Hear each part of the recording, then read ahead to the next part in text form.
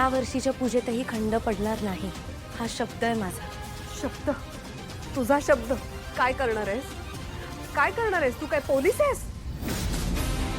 काय पुरावा आहे तुझ्याकडे? हं? कसं करणार आहेस सांग ना. पुरावे नसले तरी आपल्या सगळ्यांचा दयाकाकांवर पूर्ण विश्वास आहे. दयाकाका निर्दोष आहेत आणि म्हणूनच ते या सगळ्यातनं लवकरात लवकर सुटणार आहेत.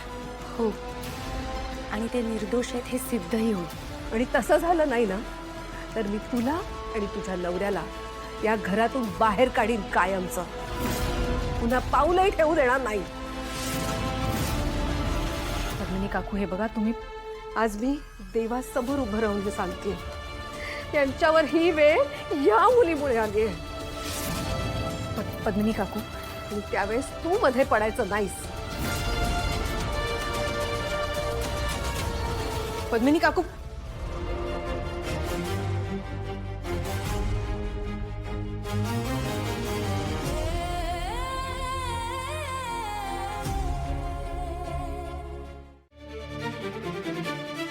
मला खरंच माहिती नव्हतं रे की तेव्हा किती आगीतून वाचली आहे आणि तिच्या पोटात आमचं बा म्हणजे तू तुझा जन्म झाला आहे या सगळ्याविषयी मला खरंच काही माहिती नव्हतं रे केला.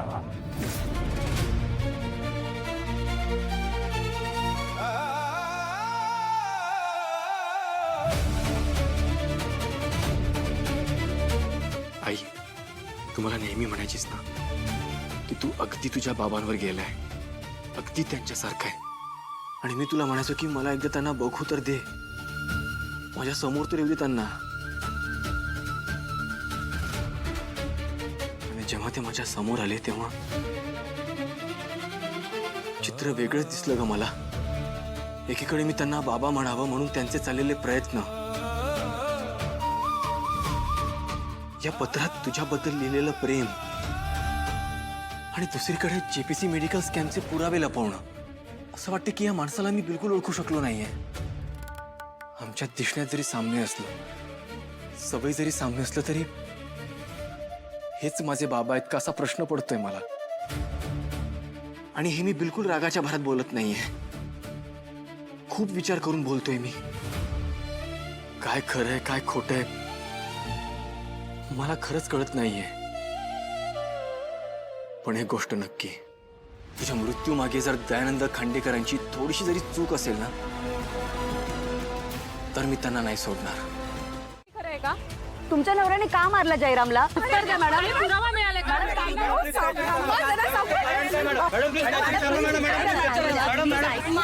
संपली का तुमच्यातली?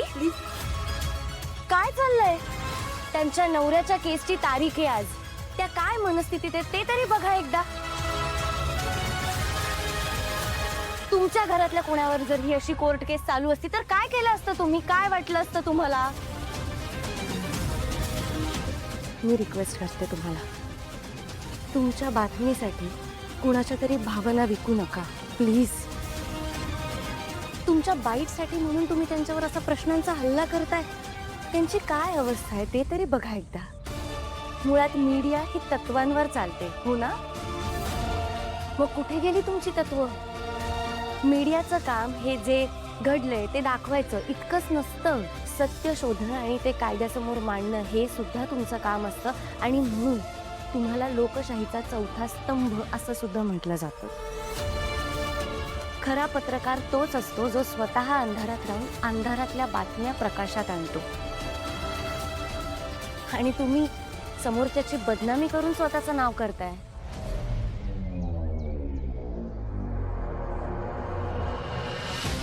हे बघा, माझ्या बापाचं फ्युचर काय मला नीट दिसत नाही. ॲटलिस्ट तुमचा TRP तरी वाढू दे ना.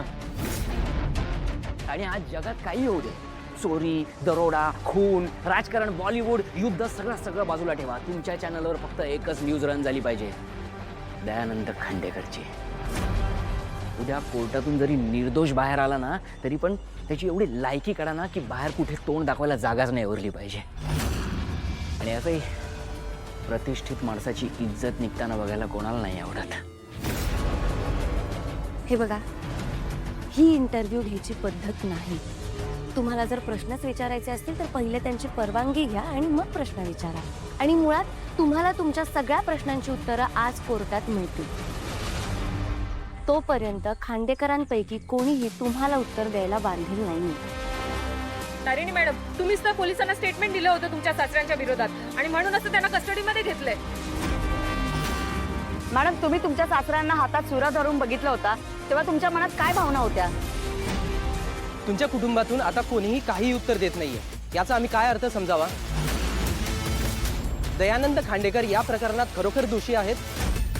काकू प्लीज, काही मीडिया आहे, त्यांनी जर काही ऐकलं तर अर्थाचा अनर्थ करतील आणि नको नको ते छापतील. प्लीज आपण हा विषय घरी बोलूया का प्लीज? केदार तारिणी ते नाही आले. ज्यांच्यामुळे तुमची ही अशी अवस्था झाली, ज्यांच्यामुळे खांडेकरांच्या अख्ख्या कुटुंबाची बदनामी झाली, त्यांचाच मुलगा येतो तुम्हाला? युवराज सुद्धा आला नाहीये, त्याची आठवण नाही आली तुम्हाला का? त्याला मुलगा मानणं बंद केलंय तुम्ही? पण अरे तसं नाही आहे ग पद्मिनी. मीच सांगितलं तिला इथे येऊ नको म्हणून. झाला तेवढा तमाशा पुरे झाला, आणखीन तमाशा नकोय मला इथे. तिने तुम्हाला सोडवणं तर दूर, आणखीन अडकवलं असतं. पद्मिनी काकू प्लीज हळू बोला. कौशिकी, केदारला अजून वाटतं गुन्हेगार आहे म्हणून. नाही दया काका, अजिबात नाही. दया काका, केदारचा तुमच्यावर पूर्ण विश्वास आहे आणि म्हणूनच तो आता ऑफिसला गेलाय. तुमचा मुलगा तुमच्या पाठीशी आहे, अजिबात काळजी करू नका.